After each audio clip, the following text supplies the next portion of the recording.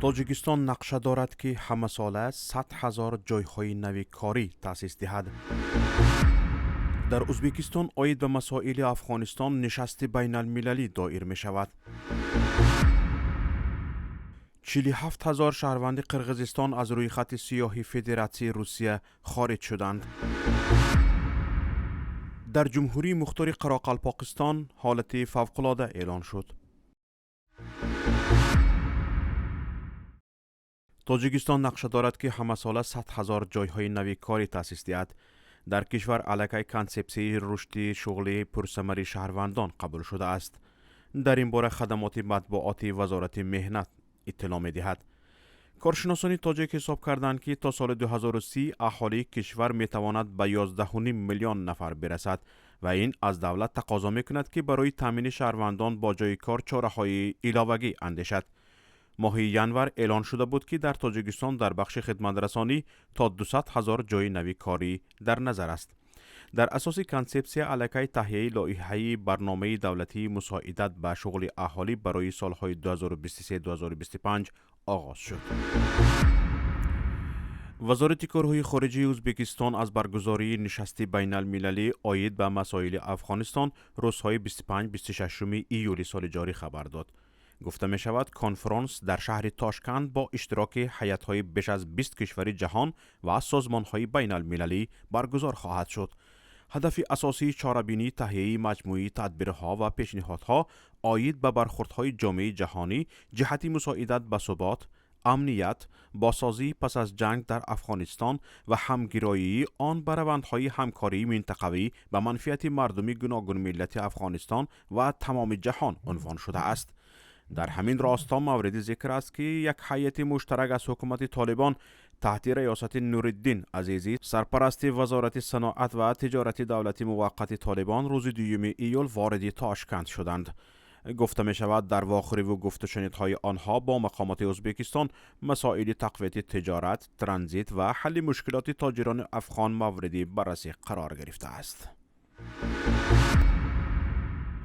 تقریباً 47,000 شهروند قرقیزستان از روی خط سیاه فدراسیون روسیه که خارجیان برای جنایت‌های وزنین و دغلانه نقض قانون به آن روی خط می‌افتند خارج شدند.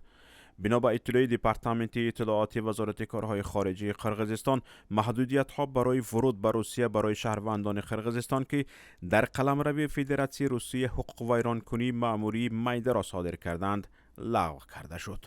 با اطلاع منبع این در نتیجه مذاکرات سطح عالی در ماه می سال 2022 به عمل آمده است. در همین حال حدود 35,000 شهروند قرقیزستان در روی خط افراد باقی مانده اند که ورود به روسیه به آنها ممنوع است. در میان آنها افراد نیز هستند که بر اساس قرار دادگاه‌های روسیه از روسیه اخراج شدند.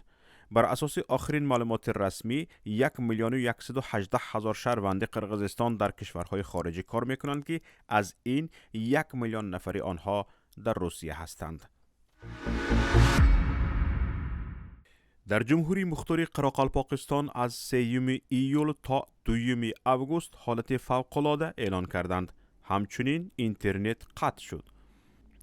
در این باره فرمان رئیس جمهوری ازبکستان به امضا رسید. دفتر مطبوعاتی شوکت میرزیوف خبر میدهد که این با مقصد تامین امنیت شهروندان، حفظ حقوق آزادی های آنها، برقرار نمودن ترتیبات حقوقی انجام داده شده است. طبق این قرار در حدود جمهوری مختار قراقلپاکستان ازبکستان از ساعت 21 تا ساعت 7 سحر ساعت کمندنتی جاری کرده شد. محدودیت‌های آزادی حرکت از جمله واسطه‌های نقلیات جاری شدند. همچنین مدت 1 ماه حجت‌های تصدیق کننده شخصیت شهروندان تفتیش کرده می‌شوند. کافتکاو شخصی گذرانیده می‌شود. از نظر گذرانی اشیا و واسطه‌های نقلیات شهروندان از نظر گذرانیده می‌شود. درآمد و برآمدن به جمهوری قراقلپاکستان محدود می‌شود. تشکیل و گذرانیدن تظاهرات و دیگر چاره‌بینی‌های عمومی منع شد. ولایت مختار قراقلپاکستان در سال 1924 تشکیل شده تا سال 1930 در هیئت جمهوری شوروی سوسیالیستی قزاقستان بود. بعد از آن خارج شده پیوسته به جمهوری فدراتیوی روسیه تابع شد. در سال 1936 جمهوری مختار قراقلپاکستان به هیئت جمهوری شوروی سوسیالیستی ازبکستان داخل کرده شد.